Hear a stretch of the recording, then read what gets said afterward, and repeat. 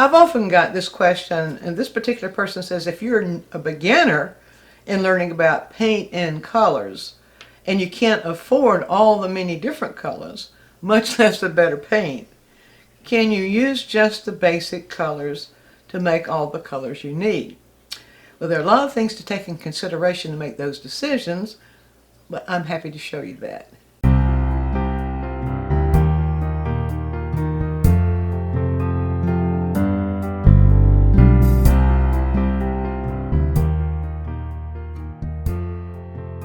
First, if you can buy the artist grade paints, do buy them, because you get cheated in your experience if you're buying cheaper paints. So the cheaper paints often will have fillers in them and will not give you the quality of results that the artist-based paints. So even if you can buy one tube a month, or you have a birthday coming up, request a particular tube of paint, or maybe holidays are coming up, go with that route. But there really are 4 colors. Now, some people think that just 3 colors will work, but I'm going to show you why 3 colors don't quite cut it, but you could make it work to a point. But for the widest range of possibilities, for a limited budget or a limited number of colors, yes, primary colors. But we need several things to take several things into consideration when we're selecting those colors. Okay. We need the ability for the hue. Well, that's quite obvious. Red, yellow, blue gives us green, purple, and so on. But we also need to be able to get the widest range of values. We need a selection of colors that'll give us from the darkest darks to a lightest lights when mixed with white or other colors. And we also need, we'll probably get this if we're just going for hue, we're not taking value into consideration. But we need to be able to control the intensity or the saturation. That means to be able to get more neutralized colors or more saturated colors. In my experience, here's where I have discovered that really works and has been my recommendation to students for years, and it seems to work pretty well. So first of all, going to my little list here, there's some qualifications when taking these into consideration. For your yellow, the cadmium yellow light, or Hansa yellow. Now I've got some little asterisks here, and there's a reason for that. If you're buying the cadmium yellow, get the light and not the pale. Cadmium yellow pale has a feeling, the perception of white in it, and some cadmium yellow pales do have white in them. So stay away from cadmium yellow pale. It's not the same thing. Get cadmium yellow light. And you might find that also that will vary from manufacturer to manufacturer. So if you can stick with one manufacturer like Gamblin, that would be a good idea if you can. Now, you could also use a Hansa yellow, but watch this. In the Utrecht brand of Hansa yellow, you would use Hansa yellow light. And then my quick tips, you might often hear me say Hansa yellow light. It's really the Utrecht Hansa yellow light. The same color of yellow comes in the Gamblin brand of Hansa yellow medium.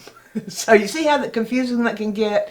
So if you go that route, going with the Hansa instead of the cadmium, be careful that you realize what you're actually getting. That get the widest range, either Utrecht Hansa yellow light or the Gamblin Hansa yellow medium. And if you're going with another brand, be sure that you check the comparison. How close is it to the cadmium yellow light? Now, I've put this here in print for you so that you can pause the video and make a copy of this if you like, because these things are very important. For your red, the alizarin crimson is the most versatile red because it's going to give you the hue, value, and intensity. It's going to give you the darkest dark possible, help give you the darkest dark possible, and it's also going to give you the red hue. Permanent is a good idea these days because they have detected that the original alizarin crimson has a slight, you might say, tendency to fade. And so the alizarin crimson permanent is a good consideration. I'm going to show you why in just a moment. Blue, a lot of people think you can just go with cobalt blue because it's the closest to a true blue. either ultramarine blue or phthalo blue or both. Both is preferable. They give you the ability to go very, very dark and also to stay within the range, the hue range. Now, let me go into why it would be a better idea to have both, but which one to choose if you can only afford one. Of course, adding titanium white is necessary in all painting. You need that ability to lighten values. So, here we go. I'm going to kind of go backwards here. I'm going to begin with the blues because they are, you might say, of the most crucial. The ultramarine blue, when, let's see, right here is the blue range on the palette, blue hue. Ultramarine blue, I've got it right here mixed with a little bit of white. Ultramarine blue has a tendency to lean towards violet visually. So we can put it right here, and you can see that. You can see how, you can see both the blue, and then you can see that feeling of violet. So you can see if you use ultramarine blue as your choice of blue, if you choose only one, if you use the ultramarine blue, then let me show you what's going to happen when you mix green. I'll pull the, mix for green. So I'm just going to pull ultramarine blue. I'll pull it over on this side of the palette so we don't get in the way of the white. Now let's add a little yellow to the ultramarine blue and let's see what happens. You can see it does turn green, but we're going to compare that green in just a moment to what phthalo blue will do to green. Well, okay, so it does turn a green, and the more yellow you add to it, of course, the more yellow green it's going to turn. You always got those variations, but let's not get too complicated with this. So there is, you might call it a generic green that ultramarine blue mixed with yellow is going to give you. So we'll just put that, I'll just go right in, well, I'll go right next to the greens here, maybe in this range right here, and sort of show you what will happen. You know, people will say yellow plus blue equals green. Well, there's lots of possibilities there. Which way does the green lean, and what quality is the green? So yeah, that's a nice green, and you can work with it. But then look what happens when you mix yellow with phthalo blue. So I'll go right here.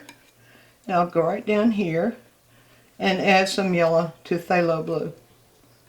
Alright, and let's just look at the different quality of the green that we get when we add yellow to phthalo blue. Maybe add just a little bit more yellow to bring it a little bit closer to the hue. With these phthalo green is phthalo blue rather. Phthalo blue is a very strong tinting strength. Yeah, and we have talked about tinting strength in earlier quick tips.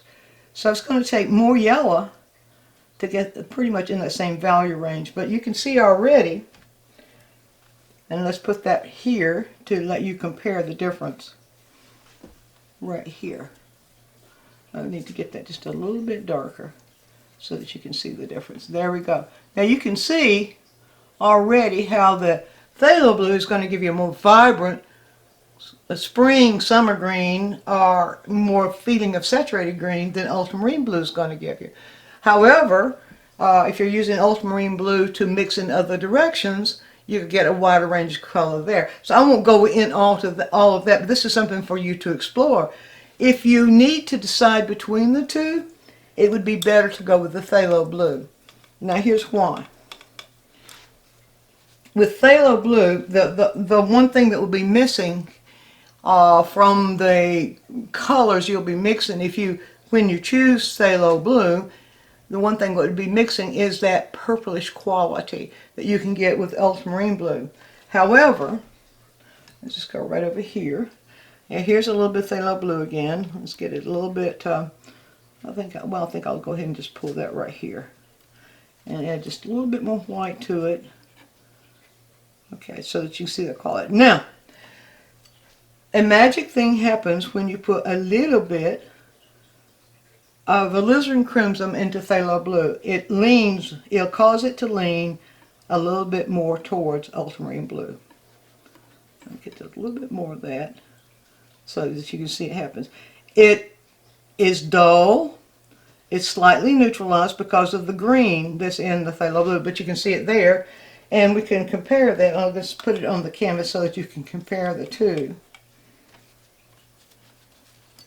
Get a clean paper towel here. And I'm going to compare it with the ultramarine blue. So let's put it right here. Let's get that just a little bit. Now you can see you get a kind of a duller version. We would put just a little bit more of that red in it and bring it a little bit more towards the purple. You see it right here. It's a duller version. There it is. It's a duller version, meaning less saturated, but a little bit closer. So you could get away with, you're going to miss a little bit of hue, a little bit of the blue hue as it leans toward violet if you choose just the phthalo blue. But if you choose just the ultramarine blue, you're going to lose more in terms of your greens, the range of greens you can get. Now I'm explaining that to you so that you can make that decision if you need to. And you can see now why I would recommend, if you can only afford one, go with the phthalo, because you get more, you get a wider range of mixtures. All right, there's one other thing to take into consideration when you're making a decision about red. Now, a lot of people would advise you to just get a naphtha red or a cadmium red medium. But I wouldn't advise that because you don't have the ability to take it dark. It's as dark as you can with the alizarin crimson. So let me show you that. With the alizarin crimson, well, first of all, let me just pull some alizarin crimson out here. We can work with it both on the palette and on the canvas. All right, so with alizarin crimson, just adding white along, you see how dark it is. So you have that capability of going very, very dark. But we see that when we add white to it, in that middle value range, it's a little bit, you see right here, it leans a little bit towards violet. That's the nature of alizarin crimson. So I'll just show you that here on the color wheel.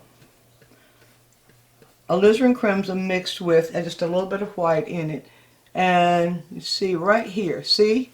You can see it for yourself, how it leans a little bit towards violet.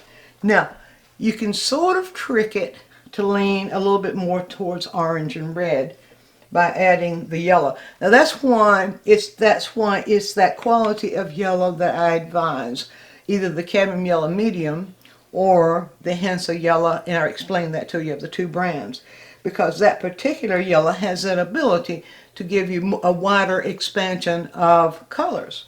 So I'm going to put just a touch. Let's put it right here over the side and gradually pull in just a touch of the Hansa yellow. This is Hansa yellow light, as I said. I'm going to put it into this after having raised the value and show you the change. I rinse out my brush really good so I can be sure I can show you an accurate sample. Alright, I didn't put very much, just enough. And let's see, let's put that down here. You can see, I didn't get that a little too thin. Let's put it on a little bit thicker. There we go, a little bit thicker. Now you can see this begins to lean in this direction. You're not going to get, when you're using alizarin crimson, you're not going to get a bright red. Not like this. You're going to lose something of your red. But then if you go with the cadmium yellow, cadmium red medium, or the naphtha red, or cadmium yellow, cadmium red light, you're not going to get the value. So you have to do a trade-off there. Now, if you prefer to have the bright red rather than to have the value or ability to go very, very dark, then, you know, go against my advice and go ahead and get that. But what I've found over the years, every time you use a limited palette, you're going to lose something. I don't know of any limited palette in oil painting that's going to give you the full quality of brilliance in every single color that you create. However, you can create lovely paintings with a broad range of colors with this selection, just with these 4 colors and white. Now that's going to cost in the range of $70 to $80 for the artist brand. Of course, depending on where you shop and what kind of discount you get and that sort of thing. So if you need to drop one, drop the ultramarine blue. And beyond that, you would just be limited to painting yellows and reds and oranges, or greens and yellows and so on. So you have to make that choice. But keep in mind when you're making that choice that getting the artist grade is always the better. Go with quality. Go for quality, even if you have to wait a little longer and save your pennies and beg your friends for a loan. So that's the limited palette I recommend now for the broadest range of colors possible with the fewest colors.